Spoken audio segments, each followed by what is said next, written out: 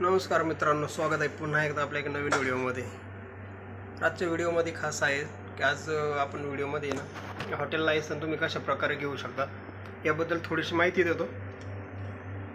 आता काय होतं माहिती आहे का, हॉटेल लायसन जर घ्यायचं असेल तर बरेचसे डॉक्युमेंट आपल्याला सबमिट करावं लागतात आणि काय काय डॉक्युमेंट लागतात हे माहिती नसतं बऱ्याच वेळेस, ज्यावेळेस आपण नवीन या व्यवसायात घुसतो।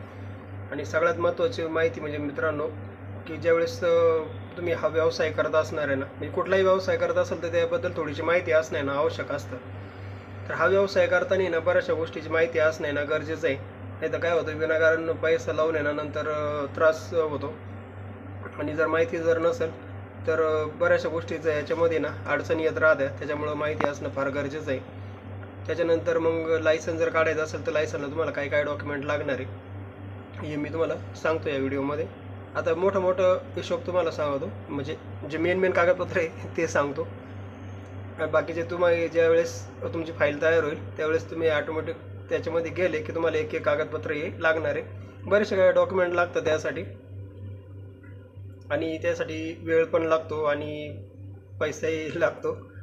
कमी पैशात पण होतं, जास्त पैशातही होतं। आता विषय पैसा किती लागणार काय हे तर क्लिअर नाही सांगता येणार, कारण हे नंतर ज्यावेळेस तुम्ही प्रोसिजर चालू करता त्यावेळेस तुम्हाला याचा एक अंदाज येऊन जातो। आणि मग याच्यासाठी काय काय डॉक्युमेंट लागणार आहे त्यासाठी पाहिजे तुम्हाला सर्वप्रथम तुमचं कमर्शियल एन ए पाहिजे, तुमची जी जागा आहे ही कमर्शियल एन ए पाहिजे। आणि त्याच्यानंतर त्याच्यावरती बांधकाम हे तुमचं पूर्ण पाहिजे, किंवा बांधकामाचा नकाशा जरी असेल तर तुम्ही याची प्रोसिजर चालू करू शकता। कारण ज्यावेळेस लायसन तुमचं शेवटपर्यंत येतं, ज्यावेळेस तुम्हाला शेवट फाईल पूर्ण तयार होती त्यावेळेस तुमचं बांधकाम वगैरे सगळं पाहून नंतर मग लायसन हे कन्फर्म होतं, तोपर्यंत लायसन हे भेटत नाही। तर त्यासाठी तुमचं बांधकाम चालू असेल तर तुमचा नकाशा तयार राहील, जो इंजिनियरचा जो नकाशा राहतो तो नकाशा लागतो। त्यासाठी ब्ल्यू प्रिंट तयार करावं लागते आपल्याला। बार, रेस्टॉरंट आणि गोडाऊन आणि काउंटर हे असं दाखवायचं असतं त्याच्यामध्ये सगळं ब्ल्यू प्रिंटमध्ये। ते इंजिनियरकडून तुम्हाला ते भेटून जातं, त्याचा काही विषय राहत नाही। पण जे महत्त्वाचे डॉक्युमेंटला राहते नंतरचे ते राहते, सर्वप्रथम तुम्हाला तुमच्या ग्रामपंचायतीचा नारकात दाखले जे राहतं NOC, सर्व NOC तुम्हाला पाहिजे असतं। ग्रामसभेचा ठराव पाहिजे असतो, तो ग्रामसभेचा ठराव तुम्हाला मंजूर करून घ्यावा लागतो लायसनसाठी, तो महत्त्वाचा असतो। त्याच्यानंतर जे तुम्ही लायसन घेणार आहे बारचं, तर ते बार जे आहे तुमचं हायवेपासून कमीत कमी 150 मीटरचं अंतर पाहिजे। आणि सगळ्यात महत्त्वाचा आता जो नवीन रूल आलेला आहे शासनाचा, तर तो असा आहे की कमीत कमी तुमची गावची लोकसंख्या 1100 ते म्हणजे 1100 पुढं पाहिजे। 1100, 1500, 3000, 5000 अशा मापात पाहिजे, पण कमीत कमी 1100च्या वरती पाहिजे। तर त्या ठिकाणी तुम्ही 150 मीटरच्या अंतरावरती लायसन घेऊ शकता। आता असे सगळे जर तुमचं कागदपत्र तयार झाले तर तुम्हाला लायसन घेणं सोपं होतं।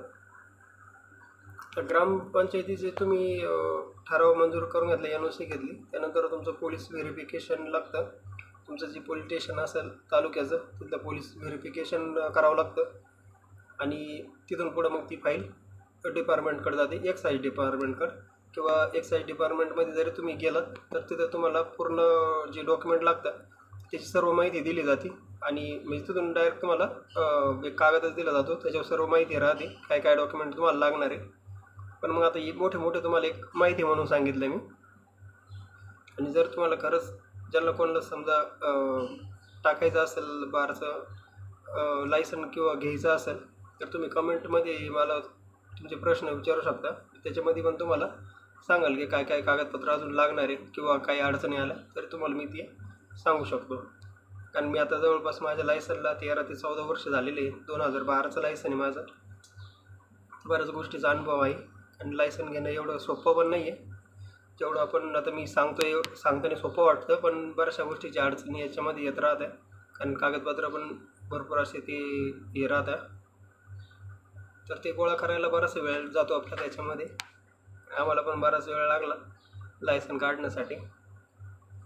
आणि एकदा लायसन काढलं म्हणजे मग कसं होतं, जो व्यवसाय आपण करणार आहे हा ऑथोराईज राहतो, टेन्शन राहत नाही, 2 नंबर 3 नंबर करायची गरज पडत नाही, सर्व माल तुम्ही ठेवू शकता। आणि आरामशीर तुमचा व्यवसाय चालतो. पण आजकाल काय झालं आहे माहिती आहे का, एक्साईज ड्युटी पण फार जास्त वाढलेली. त्याच्यामुळं धंदे सध्याच्या जी कंडिशन आहे आत्ता ना, ती थोडीशी अवघड आहे.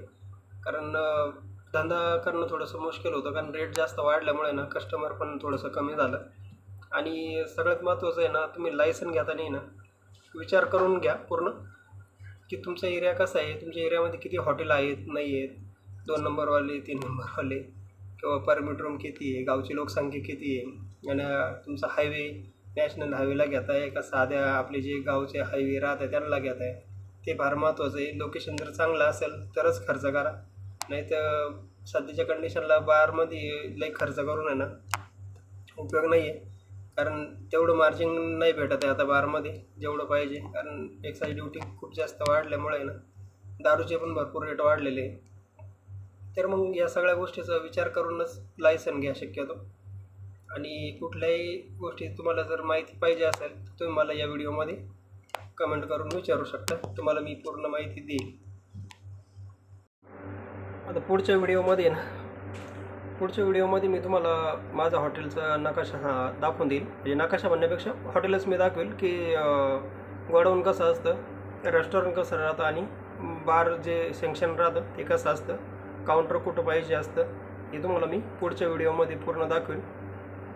तर व्हिडिओ मग तुम्ही पूर्ण बघा, म्हणजे तुम्हाला काय होईल, पूर्ण माहिती व्यवस्थित भेटेल आणि व्हिडिओ पण लक्षात येईल. तर चला मग आता भेटूया अशाच पुढच्या एक नवीन व्हिडिओमध्ये. आणि व्हिडिओ तुम्ही नेहमी व्यवस्थित पाहता, चांगले व्ह्यूज येतात. माझा मागचा व्हिडिओ पण चांगल्या पद्धतीने पाहायला भरपूर व्ह्यूज आले. असेच व्हिडिओला प्रेम देत राहा, पाहत राहा, आणि जे माझ्याकडं थोडीफार माहिती राहते मी तुमच्याबरोबर शेअर करत जाईल. तर चला मग भेटूया पुढच्या व्हिडिओमध्ये.